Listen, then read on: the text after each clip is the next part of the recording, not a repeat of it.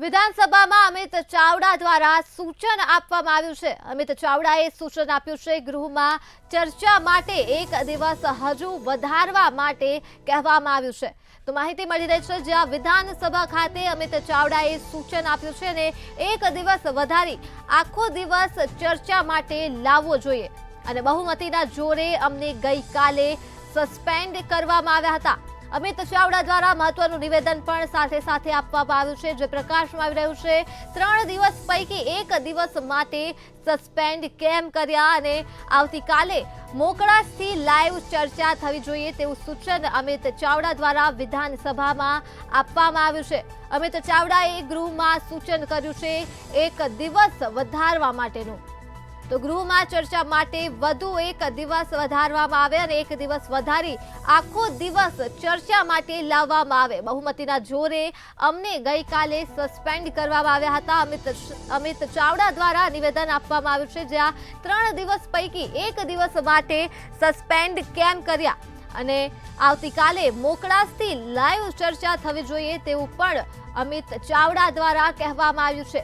મહત્વની વિગતો હાલ સામે આવી રહી છે જ્યાં વિધાનસભા ખાતે અમિત ચાવડાએ સૂચન કર્યું છે ગૃહમાં ચર્ચા માટે એક દિવસ વધારવા માટે। તો એક દિવસ વધારી આખો એક દિવસ ચર્ચા માટે લાવવો જોઈએ। આ ઉપરાંત તેઓનું કહેવું છે કે બહુમતીના જોરે અમને ગઈકાલે સસ્પેન્ડ કરવામાં આવ્યા। 3 દિવસ પૈકી એક દિવસ માટે જ અમને સસ્પેન્ડ કેમ કર્યા।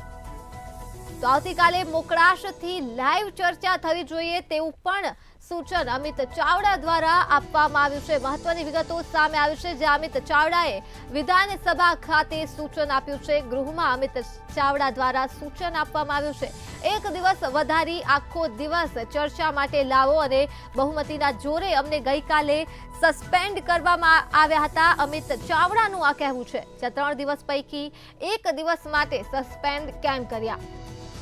તો બહુમતીના જોરે અમને ગઈકાલે સસ્પેન્ડ કર્યા અને આવતીકાલે મોકળાશથી લાઈવ ચર્ચા થવી જોઈએ તેવું પણ નિવેદન અમિત ચાવડા દ્વારા વિધાનસભામાં આપવામાં આવ્યું છે। તો ગૃહમાં ચર્ચા માટે એક દિવસ વધારવા માટે કહેવામાં આવ્યું છે અને એક દિવસ વધારી આખો દિવસ ચર્ચા માટે લાવવો જોઈએ। તો આ મુદ્દે જ આપણી સાથે સંવાદદાતા ઉજ્જવલ વ્યાસ જોડાઈ ગયા છે।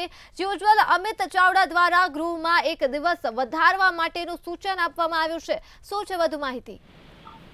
દરમિયાન આપને જણાવી દઉં કે અત્યારે હાલ ડ્રગ્સ મુદ્દે નિયમ 116 અન્વયે તાકીદની જાહેર અગત્યની બાબતની ચર્ચા શરૂ થઈ હતી જેની અંદર કોંગ્રેસના કેટલાક સભ્યોએ હર્ષ સંઘવીના નિવેદનો પર વિરોધ વ્યક્ત કર્યો હતો।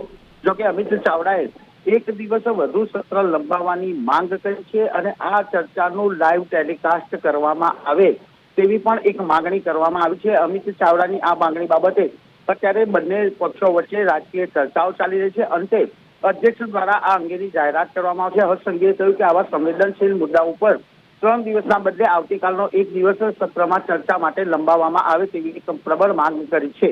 જી ઉજ્જવલ, તમામ વિગતો બદલ આભાર।